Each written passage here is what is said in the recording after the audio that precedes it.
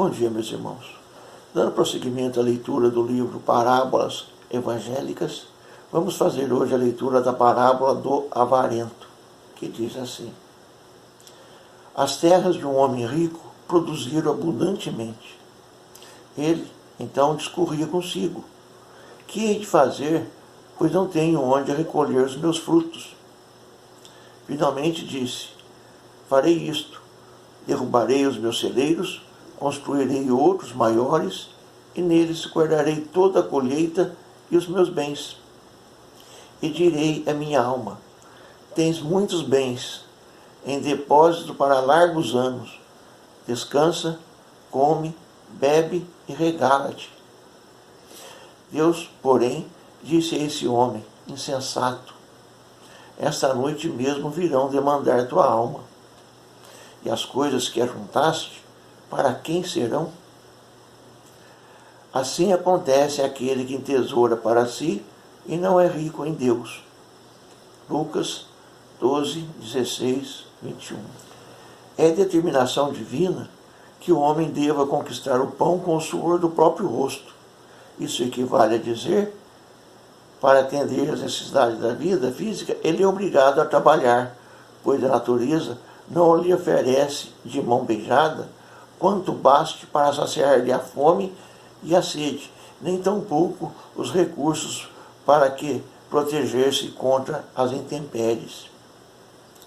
Através dessa luta pela existência, que é uma bênção e não uma maldição, como alguns erroneamente supõem, o homem vai se desenvolvendo em todos os sentidos, ganha ciência, aptidão e sensibilidade, resultando daí sua evolução e o progresso do meio em que exerce suas atividades. Infelizmente, porém, muitos se preocupam em demasia com esse problema, em detrimento das questões de ordem espiritual, deixando-se levar pela ambição, pelo desejo insaciável de acumular bens de fortuna, o que não raro se transforma em verdadeira obsessão. A avareza, a sorda e feroz avareza, passa a comandar-lhe as ações, sufocando todo e qualquer sentimento nobre e altruísta que se contraponha à ideia fixa de aumentar continuamente esses tesouros. Esquecem-se que, quando menos esperarem, serão arrebatados pela morte, tendo que deixar aqui toda a fortuna que labutaram por acumular durante a vida, para que outros as desfrutem ou esbanjem a seu bel prazer. Se compenetrassem dessa verdade, certamente não poriam tanto empenho em ajuntar riquezas para uma vida efêmera, cuja duração não vai além de uns poucos anos. Buscariam antes tornar-se ricos em Deus, pela prática constante da caridade e do amor ao próximo, pelo esforço diuturno do sentido de libertar-se daquilo que mais o amesquinha e mais fortemente os agrilhoa: a prisão terrestre, a cupidez, a usura, o apego às coisas materiais. Ajuntai para vós tesouros do céu, onde nem a traça nem a ferrugem os consomem, e onde os ladrões não penetram e não roubam, dissera o mestre de outra feita. Esse tesouro são as virtudes cristãs, são as boas qualidades do coração que devemos cultivar se quisermos de fato assegurar-nos a vida eterna nos páramos celestiais. As obras de benemerência e os esforços que se façam para formar um caráter reto e puro constituem a grande colheita da vida. Todo ato nosso em benefício de outro, assim como todo cuidado em vencer nossas imperfeições, suscita um impulso para cima, equivalente a um depósito de tesouro no céu. Busquemos, pois, no Evangelho de Nosso Senhor Jesus Cristo, a inspiração sobre como gerir os talentos que nos tenham sido concedidos temporariamente lembrando-nos sempre do avarento da parábola, cuja alma, na mesma noite em que fazia planos para o futuro, foi chamada pelo Senhor. Aí está, meus irmãos, mais um belo ensinamento, mais uma parábola que nos traz a reflexão do quão é curto o nosso tempo aqui nessa terra.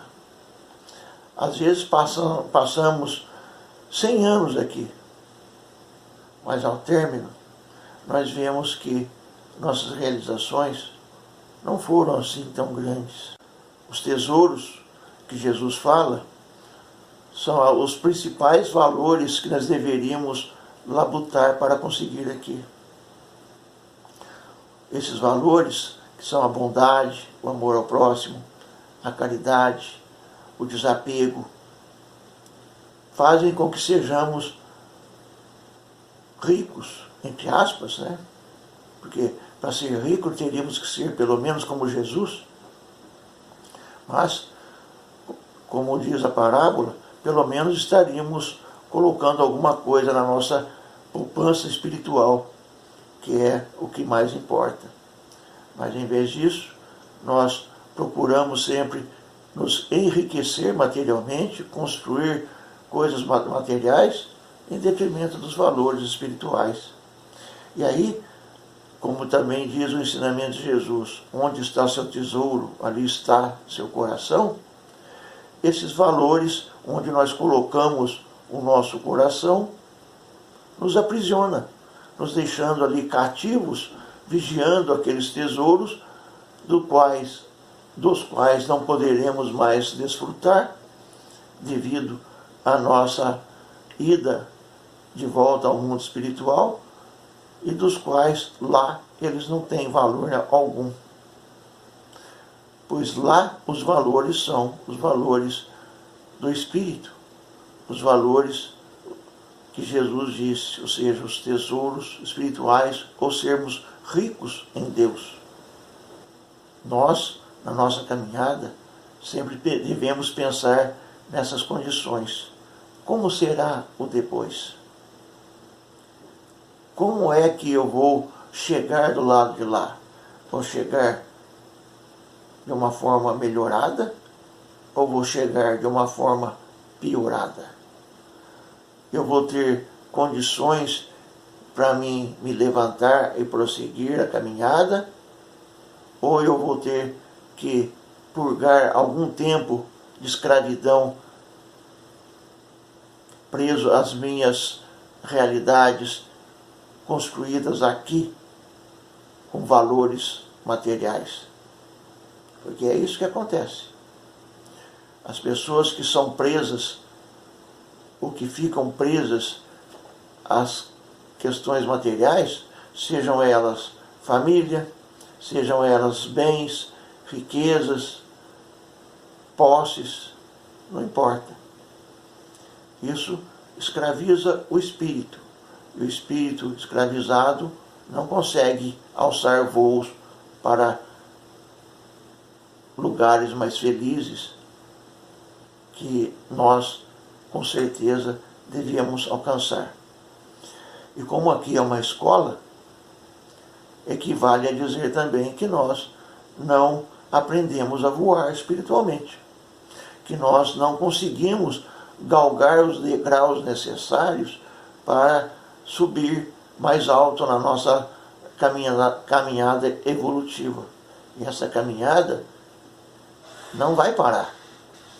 Não adianta nós falar assim, eu vou ficar por aqui mesmo, vou curtir muito mais tempo, não vou me preocupar muito com as coisas espirituais, porque na verdade ninguém tem certeza disso. Ninguém voltou aqui para dizer, nenhum morto veio aqui dizer, assim, olha, eu morri, mas estou de volta.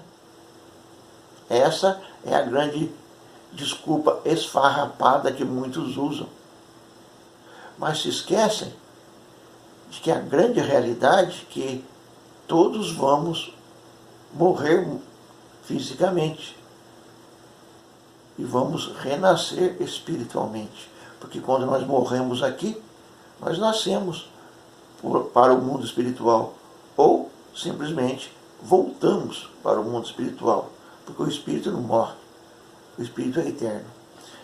E como a evolução também é uma lei eterna, que nos impulsiona sempre, sempre, então não adianta ficar fazendo corpo mole no caminho, ficar com medo, pensando nas doenças, pensando na perda de entes queridos, pensando na perda dos bens, pensando nas glórias que não teve, ou nas glórias que teve e não pode mais desfrutar. Porque o espírito, ele só tem um objetivo: ascender a Deus. E o único caminho para isso é seguir os ensinamentos do Mestre Jesus, que é uma cartilha para que nós possamos aprender e praticar, e através dessa prática elevarmos-nos espiritualmente. É isso, meus irmãos. Que as bênçãos de Deus nos fortaleçam nessa caminhada, nos dê a serenidade, o equilíbrio diante das dificuldades maiores, nos dê as forças necessárias para compreendermos e passarmos pelos momentos de mais dor, de mais agonia, de mais dificuldade. Porque elas vão chegar, esses momentos sempre chegarão. Mas eles não são o fim, são apenas as provas finais de uma jornada. E essas provas, para aqueles que partem, são muito importantes como se passa por elas. Passar com rebeldia, com arrogância, com raiva, é jogar fora as oportunidades concedidas por Deus. Então, devemos pensar nisso, nos prepararmos para isso. E aqueles que aqui ficam chorando a perda, o que é normal, o que é uma coisa até muito importante, porque mostra sentimento, denota compaixão, denota amizade, amor, também devem compreender que aquele que partiu não morreu. Aquele que partiu apenas voltou para casa. Ele vai continuar a jornada dele do lado de lá. E a choradeira para o lado de cá nem sempre ajuda aquele que partiu. Assim, construamos o nosso caminho sempre baseado nos ensinamentos de Jesus. E Deus estará sempre nos abençoando para que nós sejamos fortes o suficiente para vencermos. Porque a partir desse instante, tudo se transforma. Porque então seremos ricos em Deus. É isso. Deus abençoe a todos nós.